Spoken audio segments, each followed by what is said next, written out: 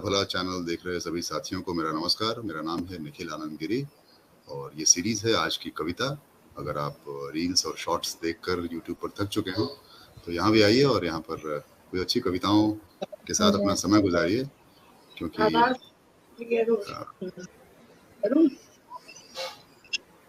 हमारे साथ दो कवि फिलहाल जुड़े हुए हैं इस सीरीज में और तीसरे कवि का इंतजार है।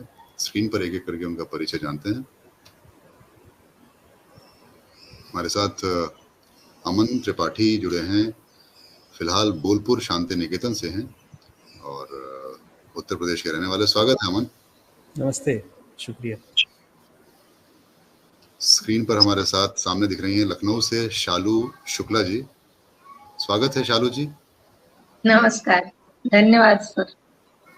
और अभी हमारे साथ राजस्थान से जुड़े हैं विजय राही जी। स्वागत है विजय। नमस्ते। नमस्ते जी। विजय, जब तक विजय जी का फ्रेम सेट हो रहा है, काफी लोग इंतजार कर रहे हैं। एक काजू धाकड़ जी लिखती हैं द वेट इज ओवर। और शायद चलिए हम कविता पाठ की शुरुआत करें। चालू जी, दो जगह से आप जुड़ गई हैं। आवाज किसकी आ रही है? अब बेहतर है। तो काफी लोग इस सीरीज को देखते हैं और उसी हिसाब से हम कोशिश करते हैं कि देश के अलग अलग हिस्सों से कुछ कवियों को यहाँ लाया जाए और उनकी कविताओं का आनंद आप तक पहुँचाया जाए। हमारे साथ 3 कवि आज जुड़े हैं जो बहुत महत्वपूर्ण कवि हैं हमारे समय के। और आज मदर्स डे भी है, आज वर्ल्ड नर्सिंग डे भी है, यानी कि नर्सों को याद करने का दिन भी है जो खूब सेवाएं करती हैं हमारी चिकित्सा सेवा में। अगर आप बिहार के आसपास के हैं तो आज मोदी के लिए बहुत, हमारे देश के लिए बहुत ऐतिहासिक दिन है, क्योंकि हमारे प्रधानमंत्री आज पहली बार काफी लंबे समय बाद बिहार में एक रोड शो करने वाले हैं। और इसके बावजूद हमारे साथ काफी दर्शक जुड़े हुए हैं, इसलिए उनका बहुत बहुत शुक्रिया कि वो रोड शो में नहीं गए और फिलहाल कविताएं सुन रहे हैं। तो आपका शुक्रिया तो बनता है। शालू जी, अगर आप सेट हो गई हो तो हम कोशिश करेंगे कि मातृ दिवस की शुरुआत आपसे आप ही की जाए। जी सर। जी सर। जी, शालू जी का बहुत छोटा सा परिचय है जो स्क्रीन पर आएगा और तुरंत चला जाएगा। शालू जी मूलतः गृहिणी हैं और लखनऊ से ताल्लुक रखती हैं और कुछ पत्रिकाओं में छपती हैं।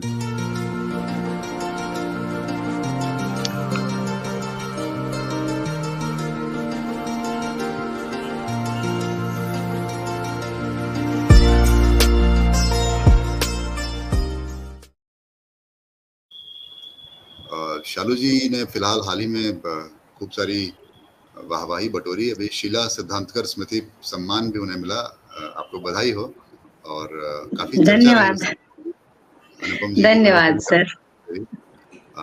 मैं उसमें पढ़ रहा था शालू जी की वो आप अपना नाम बदल कर लिखती हैं ताकि दुनिया को पता ना चले। अच्छा, बहुत दूर तक जा चुके हैं आप। जी, पेशे से पत्रकार रहा हूँ और फिलहाल कविताएं भी करता हूँ, तो इतना तो हाँ, वो तो मुझे लगता है खैर की पत्रकार हैं और आवाज के मालिक हैं आप। एक गहरी बहुत सुंदर आवाज है आपकी, तो ये बहुत अच्छी बात है। ये आपका नाम अदिति शुक्ला है, ऐसा हम डिक्लेयर करते हैं बुरा भला चैनल पर। अगर आप किसी दिख रहा है नहीं, ये अकाउंट एक्चुअली मेरी बेटी का है, तो मैं उससे जुड़ी हूँ। अदिति शुक्ला नहीं है। अच्छा। जी तो जी। अगर आप कवित्री शालू शुक्ला के नाम से ही पढ़ना चाहती हैं तो पढ़ें, नहीं तो अगर जी जी बता भी दें तो कोई बुराई नहीं है। चलिए फिर हम अपनी कविताओं से जुड़ते हैं। तो स्वागत है आपका शालू जी। जी, धन्यवाद। मेरी कविता का शीर्षक है सुनो कवि। कवि तुमने कहा था जहां रवि नहीं पहुंचते वहां कवि पहुंचते हैं। सच सच बतलाना कवि, क्या तुम पहुंच पाए उस पीड़ा तक जो बिल्किस बानो ने महसूस की थी, एक साथ कई हाथों को अपनी देह के पार जाते हुए। या फिर उस माँ की बेबसी तक जिसका जवान बेटा तड़प कर मर गया एक ऑक्सीजन सिलेंडर के अभाव में, या फिर उस बेरोजगार युवक की पीड़ा तक जिसके कंधों पर टिका है समूचा परिवार, या फिर उस निर्दोष लड़की की वेदना तक जिसकी योनि में घुसा दी गई थी लोहे की राड। क्या तुम पहुंच पाए जंगल की उस बेबसी तक जिसकी लाश पर उगाए गए शहर, या फिर उस तितली की हताशा तक जो चाह कर भी छू नहीं पाई अमलताश। सुनो कवि, किसी भी लेखनी में वह सामर्थ्य ही नहीं जो किसी की पीड़ा को अभिव्यक्त कर सके उसके घनत्व के साथ।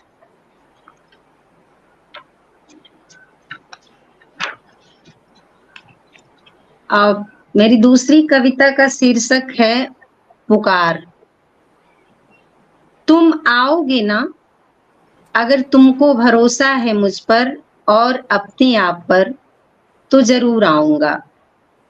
कहने को तो यह चंद अल्फाज है, किंतु इन अल्फाज के सहारे गुजारी जा सकती हैं कई सदियां, नापी जा सकती हैं प्रतीक्षा की हजारों वर्ष लंबी सड़कें, खर्च किए जा सकते हैं संवेदनाओं के अनमोल आंसू, इन्हीं के सहारे उगाई जा सकती है रेगिस्तान में हरी दूब, बसाए जा सकते हैं उम्मीदों के शहर, लिखे जा सकते हैं खुरदरे उपन्यास। इसीलिए जब भी कोई अपनेपन से पुकारे तो उस पुकार को संजो लेना चाहिए। अगली कविता है नई सदी और नया किसान। नई सदी के किसान ने एक दिन सपना देखा कि कभी अतिवृष्टि तो कभी अनावृष्टि में उसकी सारी फसलें खराब हो गई हैं। उसका लंगड़ा दुख अकाल की लाठी के सहारे देहरी पर खड़ा है। नियति के चूल्हे पर पक रही है भूख और बिलबिला रहे हैं मासूम बच्चे। बेटियों के दुपट्टे के छेद से किसान की बनियान के छेद बड़े हो गए हैं। वह खलिहान के पीछे बेतहाशा भाग रहा है। ये वही खलिहान था जो कहीं था ही नहीं, और किसान दहाड़ मारे रो रहा है। आंख खुली तो किसान यह जानकर बहुत खुश हुआ कि यह एक सपना था। सपने में रोने वाला किसान हकीकत में खुश था। कुछ दिनों बाद किसान ने फिर एक सपना देखा। सरकार ने कई लाभकारी योजनाएं किसानों के हित में लागू की हैं। सरकारी बीज बोने पर फसलों में अन्न की जगह सोने की बालियां झूम रही हैं। किसान की पत्नी अब कोठिलों में धान की जगह सोने के सिक्के भर रही है। सरकारी अफसर कई योजनाएं लेकर उसके दरवाजे पर खड़े हैं। अब वो अपनी जवान बेटियों का ब्याह धूमधाम से करेगा। किसान के अच्छे दिन लौट आए हैं। किसान का कर्ज माफ हो गया है। किसान बहुत खुश है। तभी पत्नी ने जगाते हुए बताया कि अफसर आया था, कहकर गया है कि कर्ज माफी के कागजात जब वो अपनी बेटी लेकर बंगले पर आएगा तभी मिलेंगे। सपने में हंसने वाला किसान हकीकत में रो रहा है।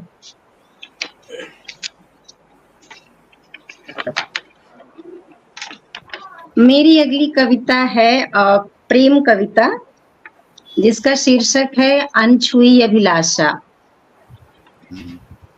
मैं चाहती हूँ जब तुम मुझसे मिलो, तुम्हारे मुखमंडल पर वही निश्चिंतता हो जो थी बुद्ध के मुख पर निर्वाण के समय, किंतु तुम्हारे हृदय में वो व्याकुलता हो जो राजा दशरथ के हृदय में थी राम वनगमन के समय।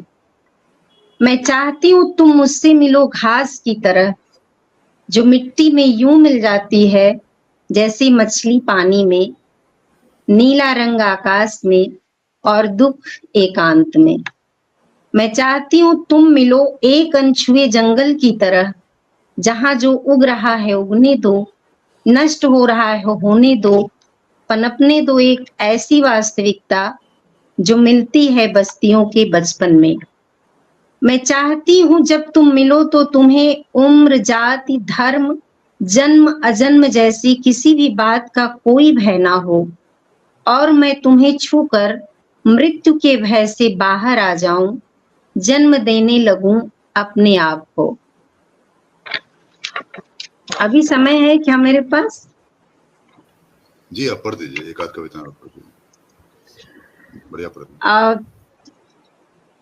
भी लास्ट कविता है। वे असहाय स्त्रियां, वे असहाय स्त्रियां काट दिए गए जिनके पंख उड़ने से पहले, वे उड़ान से अधिक बचाए रखना चाहती हैं अपनी उड़ने की इच्छा को। उनकी कातर निगाहें ढूंढती हैं एक ऐसा आश्रय जहां सुरक्षित हो उनकी अस्मिता और उड़ान की संभावनाएं। दोनों हाथों और घुटनों के बीच छुपा लेना चाहती हैं संसार की समूची नारी जात को। संभवतः यह समाज के मृत्युकाल का समय है जहां मर चुकी है लज्जा और संवेदनाएं, लहूलुहान हो चुकी है मानवता समाज के लकवाग्रस्त कानून व्यवस्था से। कायरता पुरुष का रूप लेकर किसी की एक गाली का बदला दूसरी स्त्री को गाली देकर ही लेती है। विवाद चाहे जिसका रहा हो, गालियों का केंद्र हमेशा स्त्रियां ही रहीं। संसार की हर गाली स्त्री से शुरू होकर स्त्री पर ही समाप्त होती है। यह विधाता का क्रूर विधान है या नियति की विडंबना कि स्त्रियों ने सुख के दिनों में भी दुख ही पहने। लोगों ने स्त्रियों के कपड़े बार बार हर बार उतारे, नहीं उतारे तो स्त्रियों के पहने हुए दुख जिसे पहने वे चली जाती हैं अनंत की यात्रा पर। धन्यवाद। बहुत सुंदर पाठ, समय के भीतर भी। बहुत बहुत शुक्रिया शालू शुक्ला जी। धन्यवाद। आपने बताया नहीं कि आपने नाम बदला, तो क्या आप जाने दीजिए उसको। हिंदी की दुनिया इतनी खतरनाक क्यों?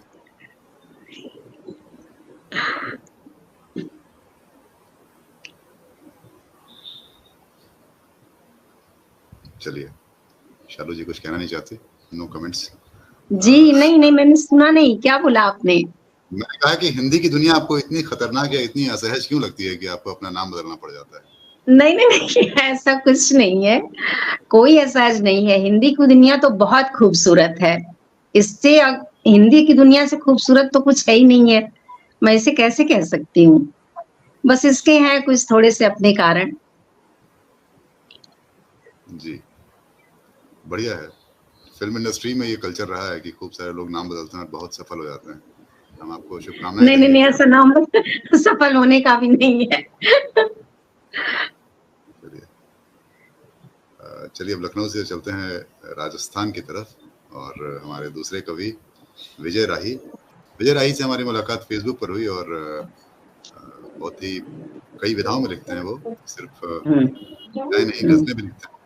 एक बड़ी प्यारी कविता उनकी थी जेब कतरा, अगर आप लोगों ने पढ़ी हो या विजय शायद पढ़ना चाहेंगे वो कविता, मैं उसकी कुछ पंक्तियां जरूर पढ़ता हूँ आप तक विजय को पहुंचाने के लिए। मैं उसे पहचान नहीं पाया, मुझे पैसों कागजातों का गम नहीं, मैं तो उससे ये पूछना चाहता हूँ किस कमजोर पल का इंतजार करता है वो शातिर प्रेमियों की तरह। जो खुद को चालाक समझने वाला कवि मात खा गया आज एक ऐसे आदमी से जिसने अपना काम पूरी ईमानदारी से किया है। आहिस्ता से पीछे की जेब से पर्स पार किया, इस तरह तीरे नीमकश भी जिगर के पार नहीं होता। मैं उसके हाथ चूमना चाहता हूँ और कहना चाहता हूँ पैसों की शराब पी देना चाहे, आधार जनाधार कूड़े में फेंक देना। अगर मन करे तो पर्स रख सकते हो, लेकिन पर्स में रखी प्रेम कविता को मत फेंकना। उसे अपनी प्रेमिका को सुनाना और बताना कि ये मैंने लिखी है तुम्हारे प्यार में। जिस दिन जेब नहीं काट पाया था और निराश था, उस दिन ये कविता और कागज ही मेरे पास था। विजय राही एक अलग फ्लेवर के कवि लगे मुझे।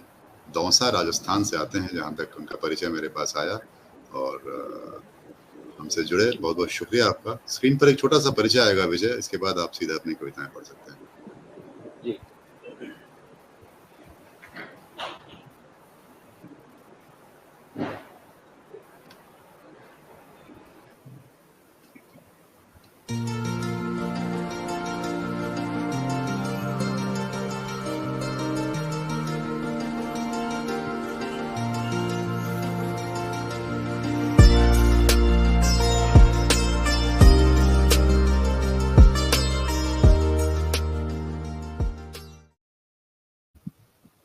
जी, स्वागत है विजय।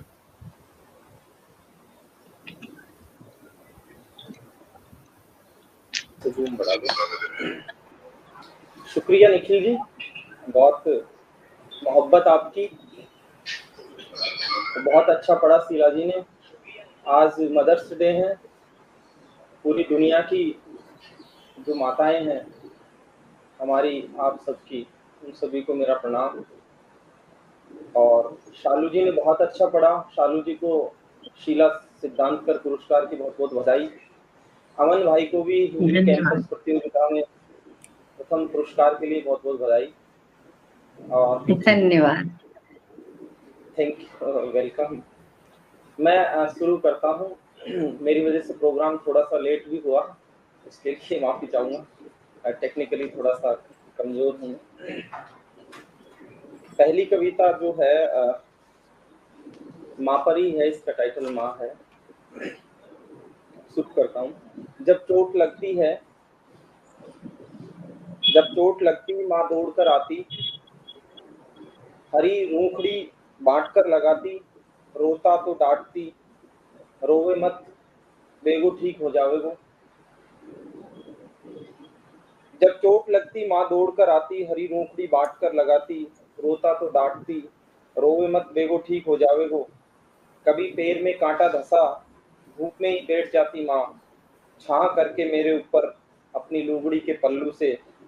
मेरी एड़ी रखती अपने गोडे पर और कांटा निकालती हुई कहती, बेटा नीम की तरफ देखते रहो और बोलते रहो, नीम नीम थारो पत्तो झड़े, मारो कांटो पड़े। बीमार हुआ जब कभी तो बहनें 24 घंटे लगी रहती मेरी दवा दारू में। जब ब्याह हुआ तो माँ और बहनों की जगह पत्नी ने ले ली। हालांकि वह कभी कभी यह जरूर कह देती है, आपके छोटे से दुख का पेकड़ा हो जाता है। पेकड़ा यानी छाव, या मतलब बहुत ज्यादा एक्साइटेड। जब ब्याह हुआ तो माँ और बहनों की जगह पत्नी ने ले ली। हालांकि वह कभी कभी यह जरूर कह देती है, आपके छोटे से दुख का पेकड़ा हो जाता है। अब मेरी बेटी रखती है मेरा ख्याल बिल्कुल अपनी माँ की ही तरह। मैं एक बार फिर छोटा सा बच्चा हो गया।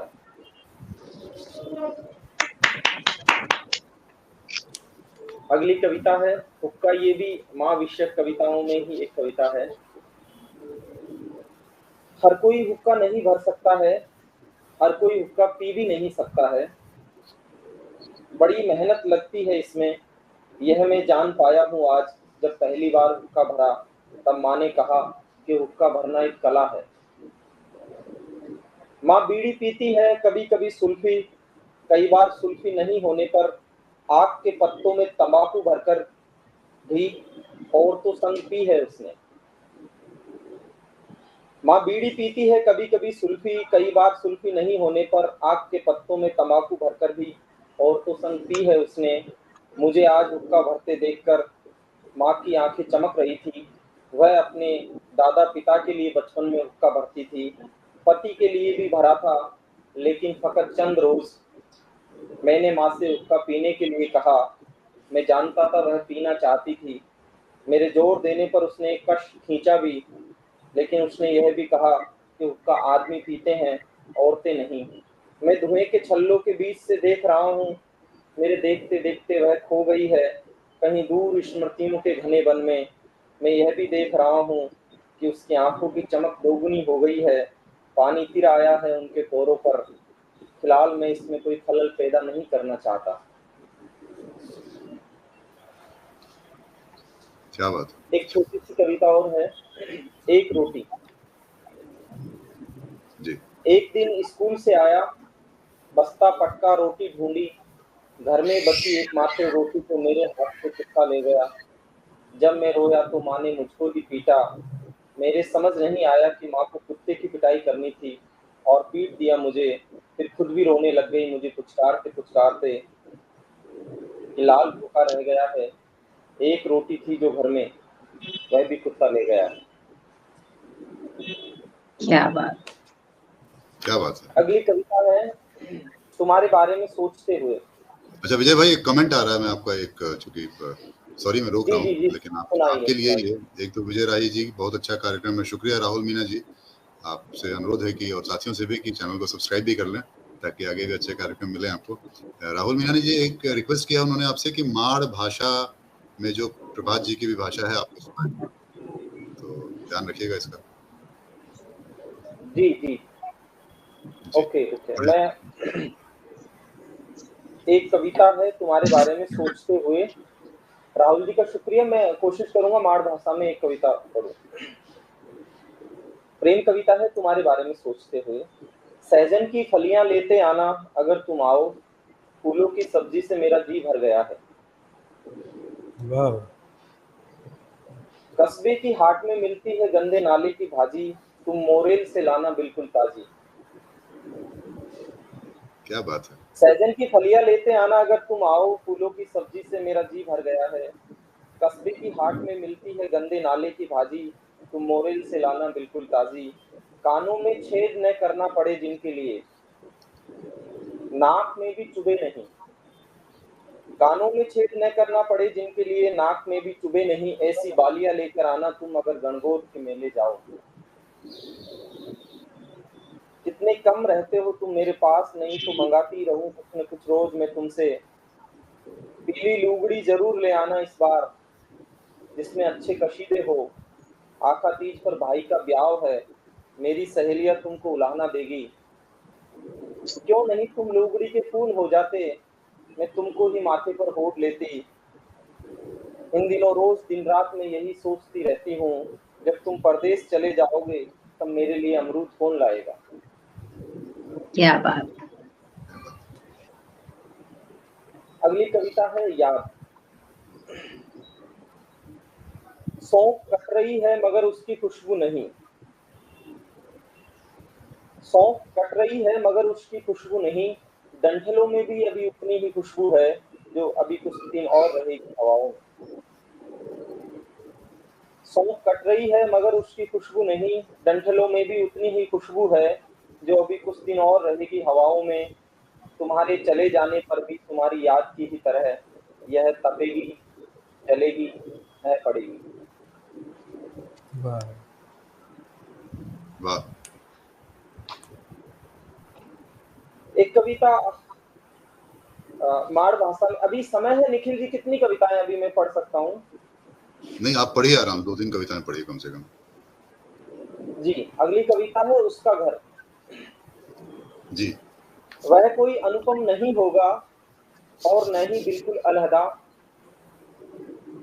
वह कोई अनुपम नहीं होगा और न ही बिल्कुल अलहदा, लेकिन मेरी कल्पना में वह ऐसा ही था और नित परिवर्तनशील भी। कभी वह हरी भरी घाटियों बीच नजर आता मुझे, कभी एक झरने के बगल में पहाड़ी नीचे चौड़ी चट्टान पर खड़ा बाहें फैलाकर पुकारता। कभी किसी गांव के कोने में संकोच के साथ दिखता मुझे, कभी शहर के आसपास जैसे उसे गांव आया ही न हो रास। कभी मैं उदास होता तो उदासी के प्रतिरूप में खड़ा करता उसे, एक बयाबान में तपते हुए आंधियों के थपेड़े खाते किसी रेगिस्तानी पेड़ की तरह। यह मेरे प्रिय कवि का घर था, जहां मैं कभी नहीं गया।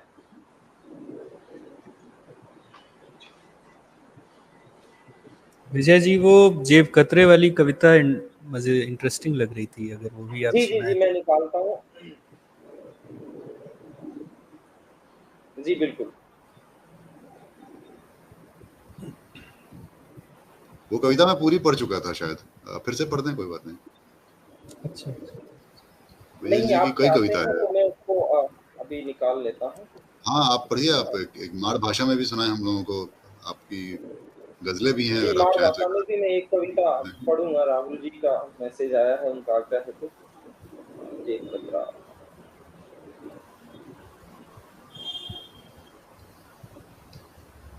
राहुल जी का ही नहीं, कई और लोगों का मैसेज भी है। कोई काजू धाकर जी हैं जो शायद बहुत तारीफ कर रहे हैं आपकी। You are speaking very well sir. अच्छा अज्ञात मीरवाल जी आपके चाहने वाले बहुत सारे लोग हैं, आपने शायद फेसबुक पर पोस्ट किया था और खूब सारे लोग आपको हाँ, सुनने आए हैं। कविता मिल गई है। सभी का शुक्रिया जिन्होंने लाइक कमेंट किया है, शेयर किया है, जो सुन रहे हैं, देख रहे हैं। जेब कतरा मैं पहचान नहीं पाया, मैं उसे पहचान नहीं पाया, मुझे पैसों कागजातों का गम नहीं, मैं तो उससे यह पूछना चाहता हूँ, किस कमजोर पल का इंतजार करता है वह शातिर प्रेमियों की तरह।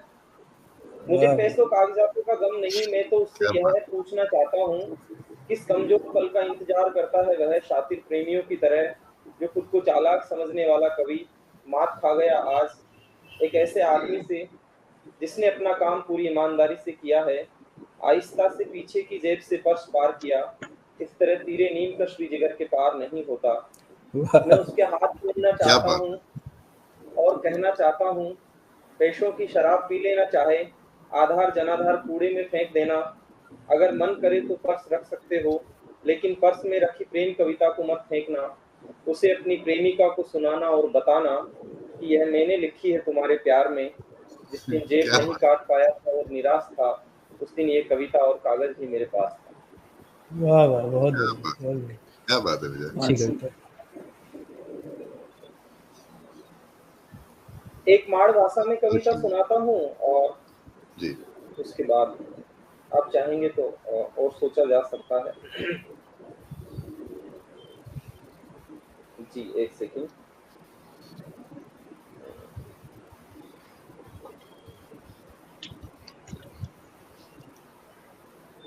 ये आपकी जेब सचमुच कटी थी या आपने ये कविता ये कल्पना से लिखी है? बड़ी शानदार कविता है ये। जी क्या कह रहे हैं? आपकी जेब सचमुच कटी थी या जी जी बिल्कुल सचमुच कटी थी। नहीं तो मैं चाहता था जुआरियों पे भी कविता लिखूं, लेकिन मैं कभी मतलब जुआ खेला नहीं और हारा नहीं, तो इसलिए नहीं लिख पाया, मैं उस मनोदशा में नहीं पहुंच पाया। लेकिन विजय जी आप पर्स में प्रेम कविताएं रख के भी घूमते हैं। नहीं, आप जुए पे कविता मत लिखिए, जुआरी मत बनिए भाई। देखिए हम तो दुआ भी नहीं कर सकते कि आपकी जेब बार बार कटे, लेकिन कविता अच्छी है। एक सेकंड। हाँ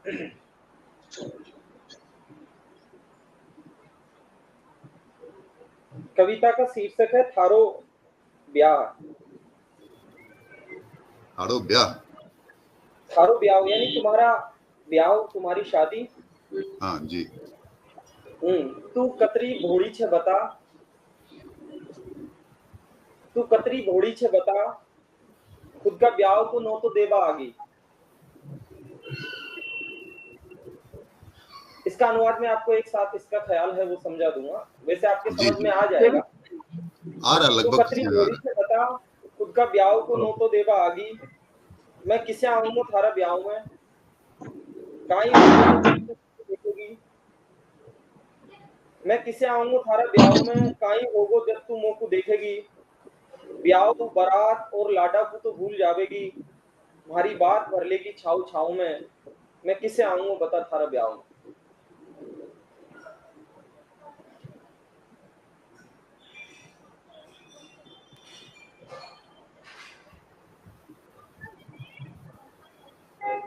हाँ ये छोटी सी कविता है, जानबूझ के सुनाई है।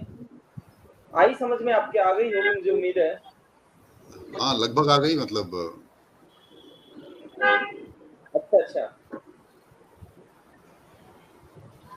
आप चाहें तो भावार्थ समझा दीजिए एक लाइन में। हाँ मतलब आपके समझ में आ गया है, वही बात है, वही इशारा है कि तुम कितनी भोली हो कि अपनी शादी का निमंत्रण मुझे देने आ गई हो। तुम ही बताओ मैं कैसे आऊंगा तुम्हारी शादी में, और जब मैं आऊंगा तो तुम शादी बारात और दूल्हे को भूल जाओगी और खुशी में मेरे गले आ लगोगी। अब तुम ही बताओ कि ऐसी स्थिति में मैं कैसे तुम्हारी शादी में आऊं। क्या बात है। ये इस तरह की कविता, पर इसका सौंदर्य जो है वो माड़ की जो भाषा है उसी में है। हिंदी में ये बिल्कुल सामान्य कविता हो जाती है। बिल्कुल। अब कुछ एक शेर सुनाया जाए, है वक्त एक आध मिनट का, या फिर मैं और कविता पढ़ूं? क्या मतलब मेरा मन था कि एक माँ पर एक शेर सुनाऊं मैं। जी तो सुनाइए। एक शेर सुनाने के लिए 2-3 शेर सुनाने पड़ेंगे मुझे। आप 2-3 शेर सुना दीजिए। जी शुक्रिया। हमसे पूछो कैसे कैसे जाना है, अगर तुमको दुनिया से आगे जाना है। हमसे पूछो हमसे पूछो कैसे कैसे जाना है, अगर तुमको दुनिया से आगे जाना है। थोड़ी देर का मिलना लिखा था अपना, थोड़ी देर का मिलना लिखा था अपना, फिर दोनों को अपने रास्ते जाना है। थोड़ी देर का मिलना लिखा था अपना, फिर दोनों को अपने रास्ते जाना है। कभी कभी तो गुस्सा भी आ जाता था, कभी कभी तो गुस्सा भी आ जाता था, जब वो आते ही कहते थे जाना है। कभी कभी तो गुस्सा भी आ जाता था, जब वो आते ही कहते थे जाना है। मंजिल का रास्ता दिखलाकर माँ बोली, देखो बेटा ऐसे ऐसे जाना है। मंजिल का नक्शा दिखलाकर माँ बोली, देखो बेटा ऐसे ऐसे जाना है। थोड़ी देर का मिलना लिखा था अपना, फिर दोनों को अपने रास्ते जाना है। बहुत बहुत शुक्रिया निखिल जी। बहुत ही शानदार कविता पाठ विजय राय जी, पहली बार आपको सुना इतने ध्यान से। और हमारा बुरा भला चैनल और कविता का फलक जो है दौसा राजस्थान तक गया। बहुत सारे साथी सुन रहे हैं कि आपने यह एक खूबसूरत कार्यक्रम रखा जी। और मेरी कोशिश रहती है कि अलग अलग क्षेत्रों को, चूंकि अमन पूछ भी रहे थे कि कैसे जोड़ते हैं, तो आप तो चूंकि पीएचडी के स्टूडेंट हैं, आपके पास आ ही रहे हैं लौट के, तो सैम्पलिंग में ज़रूरी होता है कि आप अलग अलग पैरामीटर्स को आप ध्यान में रखें। सबसे पहला ज़रूरी होता है कि मैं जोग्राफिकली कोशिश करता हूँ कि या तो बिल्कुल एक जगह के लोग हों या काफ़ी डिवाइडेड हों। तो यहाँ पर हमें राजस्थान, लखनऊ और शांति निकेतन की खूबसूरती एक साथ दिख रही है। बहुत बहुत शुक्रिया आपका विजय जी, बहुत बढ़िया पढ़ी आपने कविता। और जेब कतरा कविता तो बहुत लंबे समय तक याद रह जाने वाली कविता है। शुक्रिया शुक्रिया आपका। अब हम चलते हैं अमन त्रिपाठी की तरफ। और अमन त्रिपाठी जी का परिचय विजय जी ने थोड़ी देर पहले दे ही दिया है कि अभी अभी उन्होंने हाल में एक बहुत ही खूबसूरत हिंदी जो बहुत ही स्थापित और बढ़िया काम कर रही है हिंदी के साहित्य को संभालने के लिए और सहेजने के लिए, उसकी एक प्रतियोगिता होती है कैंपस में कविता। और हमारे साथी अविनाश मिश्र और कई सारे साथी जुड़े हुए हैं उसमें, और वो अलग अलग कैंपसों में जाते हैं और वहाँ पर कविता पाठ कराते हैं। तो उसका एक अभी बिल्कुल पिछले हफ्ते मेरे ख्याल से 6 या 7 मई को एक आयोजन हुआ था, जिसमें प्रथम पुरस्कार हमारे इस बुरा भला चैनल पे फिलहाल जो संगत कर रहे हैं हमारे साथ अमन त्रिपाठी जी, उन्होंने जीता था। तो बाकी परिचय अपनी जगह है जो स्क्रीन पर आएगा, लेकिन हम सबको खुशी है कि वो उन्होंने, चूँकि शांति निकेतन अपने आप में एक बड़ी अच्छी जगह है, और वहाँ पर अमन ने बताया अभी अभी जो मेरे लिए बड़ी रोचक जानकारी थी, वहाँ 40 लोग हिंदी में पीएचडी कर रहे हैं एक साथ, कम से कम अलग अलग सालों में, सालों में, जो एक साथ फिलहाल अभी हैं वहाँ पे मौजूद हैं, जो 40 शोधार्थी हैं। तो एक बहुत बड़ा एक बैंक जो है वहाँ पे शांति निकेतन तैयार कर रहा है हिंदी के शोधार्थियों का और हिंदी के स्कॉलर्स का। वहाँ से निकल कर आते हैं। अमन बहुत ही सूक्ष्म संवेदनाओं के कवि हैं, और इत्तेफाक देखिए कि उनके पास भी माँ पे बहुत अच्छी कविता है जो हिंदी पे मैंने पढ़ी थी। उसकी कुछ पंक्तियां मैं पढ़ूंगा। मैं चाहूँगा कि अमन पूरी कविता पढ़ें, और कोई और भी जो भी आप कविता पढ़ना चाहें। विजय जी तो माँ पे पूरी एक सीरीज लेकर आए थे हमारे पास।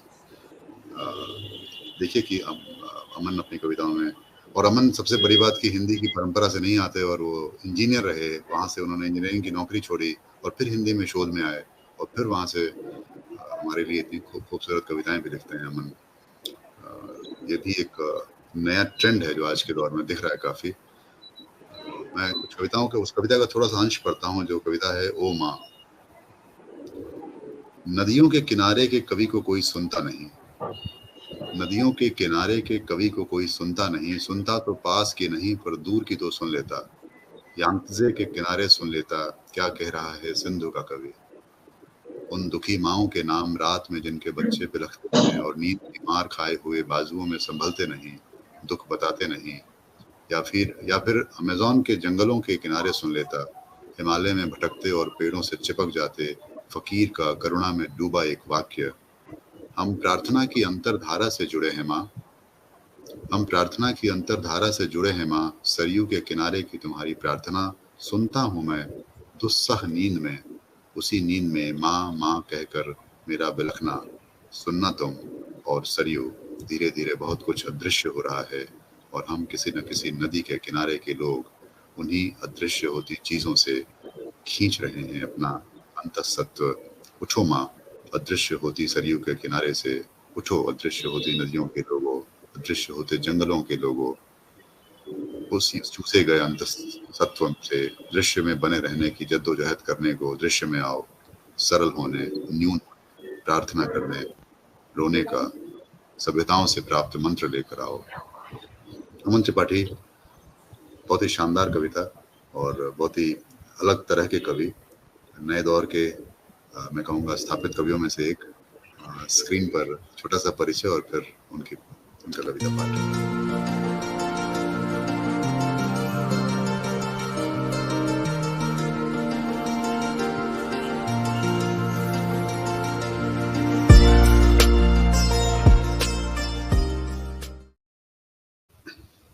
जी बढ़िया अमन। शुक्रिया निखिल जी इतने लंबे परिचय के लिए। पहली जो कविता है वो हिंदी के एक बुजुर्ग कवि शायर हैं नूर मोहम्मद नूर, उनको समर्पित है, उनके लिए है कविता।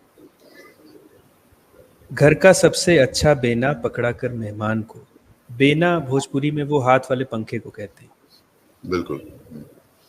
घर का सबसे अच्छा बेना पकड़ा कर मेहमान को, घर भर लगा जोहने साली लाइन कब आएगी।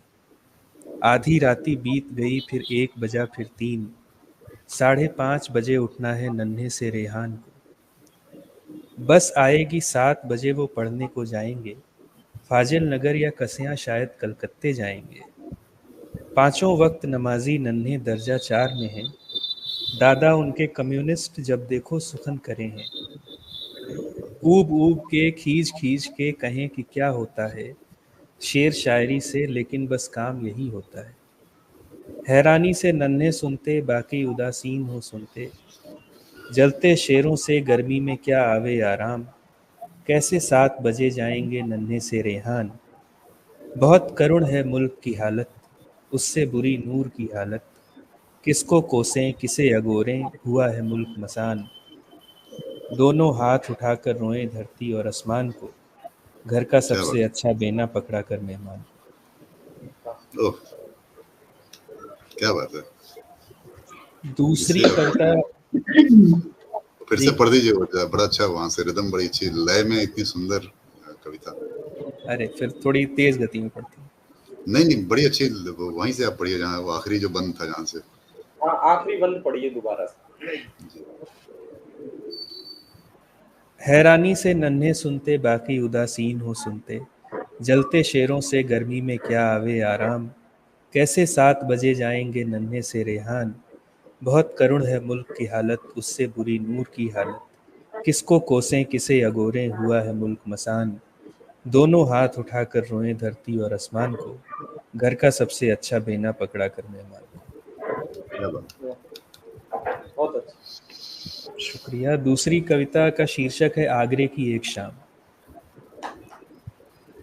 महताब बाग में डूबता सूरज जमुना के पानी में धड़कता होगा, और समूचा शहर सफ़ेद संगमरमरी तिलिस्मी धुन पर गाता होगा, जिंदा रहने की जिद का गीत या प्यार का गीत गाता होगा। नहीं वली मोहम्मद, इस शहर को गीत कोई भी याद नहीं। कोई धुन बजती तो है इसके स्नायु तंत्र में, पर वह संगमरमरी धुन नहीं, वली मोहम्मदी धुन नहीं।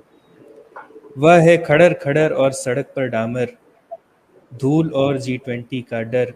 सड़कों पर ताज़ी सफ़ेद पट्टियां अगर फुटपाथ की बजाय चलें इन्हीं पर, तो क्या होगा पार्टनर। डर है शाश्वत धुन और धूल धूसरित कंठ से गुजरते हुए यह धुन घरघराहट में बदल गई है। पार्टनर का पेंट किया हुआ यथार्थ मेवाती नगले से उठे धुएं में धुआं हो गया है। सारा गौरवशाली अतीत भंगेड़े गांजे में औचक आराम पाता है। लाल किले के नीचे अकबर मुस्कुराता है।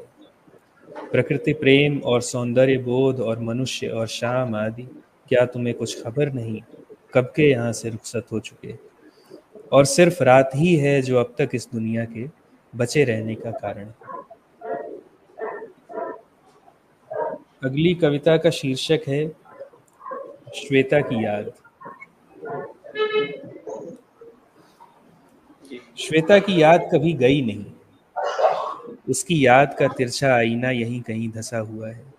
बस उस पर अप्रत्याशित समयों पर रोशनी पड़ जाती है, वह रोशन हो जाती है। मसलन गंगा के पास उगता सूरज देखने जाऊं तो बहुत संभव है सूरज की पहली किरण उसकी याद के शीशे पर आ गिरे। वह जिंदा थी तो उसकी याद का शीशा इतना नहीं चमकता था। पता नहीं वह कहाँ की थी, गाजीपुर, जौनपुर, आजमगढ़, देवरिया, मधेपुरा, बांका, कहीं से तो आई थी दिल्ली के आकाश में, बहुत हल्की देह लिए। उसके उड़ने के हजारों दृश्य आकाश में कैद हैं। वह खिलखिलाती थी और उड़ पड़ती थी, वह शर्माती थी और उड़ पड़ती थी, गुस्से से कांपती थी और उड़ पड़ती थी, नींद में जाती थी और उड़ पड़ती थी। आखिर वह दूर से आई थी और जैसा कि होता है क्षणभंगुर थी। वह एक स्पर्श से भरभरा कर ढह जाती थी, फिर उसकी मिट्टी उड़ पड़ती थी।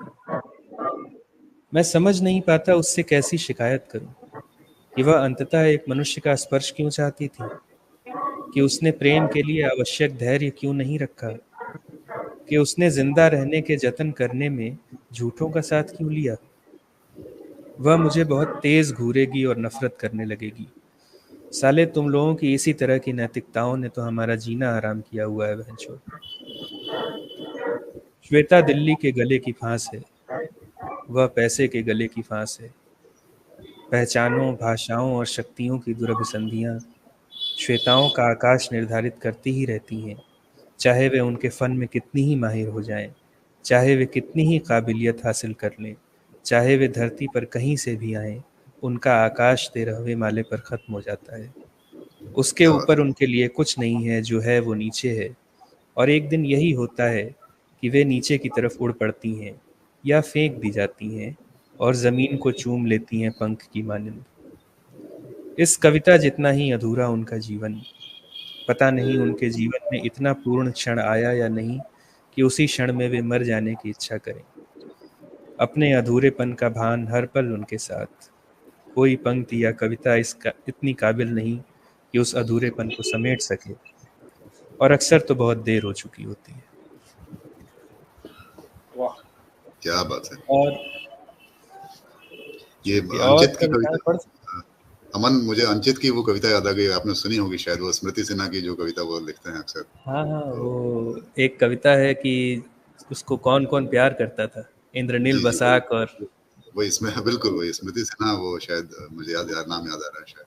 तो ये उसी, मुझे लगता है कि एक विशेषांक निकले जिसमें इस तरह के नामों के साथ कोई कविता संग्रह निकले, इसमें इस तरह की कविताओं जिसमें किसी खास काल्पनिक या सचमुच का कोई अद्भुत नाम हो, तो उसमें आपकी कविता भी जरूर शामिल की जाएगी। बड़ी सुंदर कविता पढ़ी आपने। राहुल मीना एक कमेंट कर रहे हैं, अमन शायद आपके लिए है। अमन से भी अपनी माँ बोली में कुछ कहने की उम्मीद है। आप भोजपुरी प्रदेश के हैं, मुझे नहीं पता आपने। राहुल जी, भोजपुरी भाषी हूँ मैं, लेकिन भोजपुरी में मैंने कुछ लिखा नहीं है। मतलब तरह का दुखी है मेरा, लेकिन और कविताएं पढ़ सकता हूँ मैं? हाँ पढ़िए, आप ही आखिरी बचे हैं। एक कविता है व्याकरण, छोटी सी कविता है। जिसे कह रहे हो आत्मा, वह मनुष्य है जिसके सामने तुम कभी गए नहीं। जिसका रोना तुम्हें डराता है, वह पीड़ा की आवाज है जो तुमने कभी सुनी नहीं। सिर्फ इसलिए कि तुम वहां गए नहीं, वे जगहें अभिशप्त नहीं हो गई हैं। भूखे स्त्री पुरुष ही हैं आधी रात को रोते हुए, जिनसे तुम खुद को और अपने बच्चों को बचाना चाहते हो। वे यहीं के, इसी धरती के, संभवतः तुम्हारे घर के निवासी हैं। इतनी तरह की पीड़ाओं ने मनुष्यों के चेहरे गढ़े हैं कि वे आम कहानियों और चलताऊ अनुभवों से पहचान में नहीं आने वाली। भूख के जटिल व्याकरण से भागते हुए कह दिया जिंदा मनुष्य को भटकती हुई आत्मा, दिन में जिनसे बचना है, रात में डरना है, जिनके सामने गलती से भी नहीं पड़ना है। शुक्रिया, इतनी कविताएं पर्याप्त हैं मेरे ख्याल से, 4 हो गई। चलिए आप एक और पढ़ दीजिए जाते जाते। एक सुनाओ अमन भाई। अच्छा, एक छोटी सी और। दो सुना दो, छोटी छोटी हो तो। कौन सी? आपकी इच्छा से सुनाइए, जो भी है। अच्छा ठीक है, एक छोटी कविता और सुना देता हूँ। कविता का शीर्षक है अप्रस्ताव। सच कहूं तो मुझे तुम्हारा इंतजार नहीं है। शायद तुम्हें भी किसी रहस्यमय, अनजाने और तुम्हारा दिल तोड़ने की कुव्वत रखने वाले का इंतज़ार हो। पर मैं यह भी सोचता हूँ कि क्या हर्ज है अगर हम पागलों की तरह एक दूसरे को ही प्यार करें। मैं जानता हूँ कि हम यह कर सकते हैं, लेकिन करते नहीं हैं, यह भी सच है। तुम मेरी अच्छी दोस्त हो जिससे मुझे बहुत शिकायतें हैं। मैं तुम्हारा पुराना दोस्त हूँ जिसे तुमने कई बार लताड़ा है। जब करते हैं तो हम बहुत प्यार से बातें करते हैं, मानो हमारे बीच का वह प्रतीक्षित प्यार बस होने को ही है।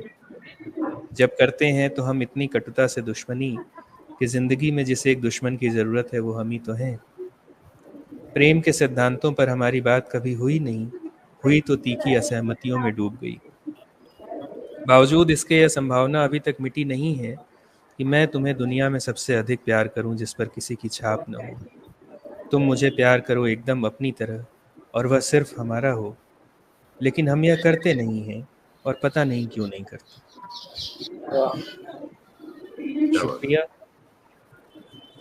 तो धन्यवाद। बहुत अच्छे, बहुत अच्छे। आज के कवि जो देखिए समय के कितने पाबंद हैं कि खुद ही कहते हैं कि अब हम कविता खत्म करते हैं। आमतौर पर मुश्किल होती है आखिरी कवि को हटाना मन से। नहीं, वो असल में श्वेता की कविता थोड़ी इंटेंस है, उसके बाद मेरा पढ़ने का मन भी नहीं कर रहा। अच्छा, खूब सारे लोग कमेंट कर रहे हैं। मैं कुछ कमेंट्स कम से कम दिखा दूं। वही काजू धाकड़ हैं, राहुल मीना हैं, शंकर जी हैं, विजय राही जी। भाई साहब आपकी कविताएं सुनने को आतुर हैं। विजय जी कविताएं सुना चुके हैं शंकर जी, और इस लिंक पर जब आप ये देखेंगे बाद में जाकर तो विजय जी ने काफ़ी कविताएं पढ़ी और अच्छी कविताएं पढ़ी। बहुत बहुत शुक्रिया आप तीनों का यहाँ पर जुड़े। विजय, क्या आप कोई गजल पढ़ना चाह रहे हैं क्या खत्म करते करते? अगर आपको मन है, काफी लोग आपके चाहने वाले हैं, जुड़े हुए हैं। हाँ, आप चाहे तो मैं सुना सकता हूँ गजल। ज्यादा मत सुनाइएगा, मतलब हाँ, एक गजल हम चाहेंगे, क्योंकि काफी लोग आपको, राहुल मीना भी लिख रहे हैं कि गजल पढ़िए, तो एक आप चाहें तो वो गजल से अपना परिचय कराते हुए दो तीन शेर सुना देते हैं। ठीक है, प्लीज सुना दीजिए। और शायरी के साथ आज की महफिल जो है, कार्यक्रम है, उसको हम समापन करते हैं, उसका समाप्त कर रहे हैं। बिल्कुल, तो स्वागत है। शजर की सरपरस्ती मांगता है, परिंदा एक टहनी मांगता है। शजर की सरपरस्ती मांगता है, परिंदा एक टहनी मांगता है। उतरकर वो मेरी आंखों के रास्ते, मकाने दिल की चाबी मांगता है। उतरकर वो मेरी आंखों के रास्ते, मकाने दिल की चाबी मांगता है। मेरे लहजे पे दरिया बोल उठा, मेरे लहजे पे दरिया बोल उठा, कोई ऐसे भी पानी मांगता है। वाह वाह वाह। मेरे लहजे पे दरिया बोल उठा, कोई ऐसे भी पानी मांगता है। पकड़ लेता है कोई हाथ, वरना गला मेरा तो रस्सी मांगता है। मेरा दिल भी फकीरों की तरह है, मेरा दिल भी फकीरों की तरह है। ये सहराओं से पानी मांगता है। वो जब आनी है तब आएगी राही, तू क्यों पटरी पे गाड़ी मांगता है। वो जब आनी है तब आएगी राही, तू क्यों पटरी पे गाड़ी मांगता है। मेरे लहजे पे दरिया बोल उठा, कोई ऐसे भी पानी मांगता है। वाह वाह, बहुत बढ़िया शेर। ये शेर बहुत अच्छा। कोई पटरी पे गाड़ी मांगता है, क्या बात है। कितना बड़ा शेर है ये। और मैं फिर से कह रहा हूँ कि हम जहाँ से ये ऑर्गेनाइज कर रहे हैं, उसके ठीक पैरेलल हमारे देश के प्रधानमंत्री का बहुत बड़ा रोड शो चल रहा है ऐतिहासिक, और वहां पर आप कितना बढ़िया शेर पढ़ रहे हैं कि कोई, क्या वो फिर से पढ़ दीजिए आखिरी शेर जो पढ़ा अभी आपने। वो जब आनी है तब आएगी राही, तब आएगी गाड़ी मांगता है। क्या बात है। तो क्यों पटरी पे गाड़ी मांगता है। मेरे लहजे पे दरिया बोल उठा, कोई ऐसे भी पानी मांगता है। ये विजय राही की गारंटी है। और हम यहाँ से विदा लेते हैं। बहुत बहुत शुक्रिया शालू शुक्ला जी, जो आपका जो भी नाम है आपका असली, और विजय राही जी, मुझे लगता है आपका भी राही जो है कहीं और का उठाया हुआ तखल्लुस है। विजय आपका नाम होगा।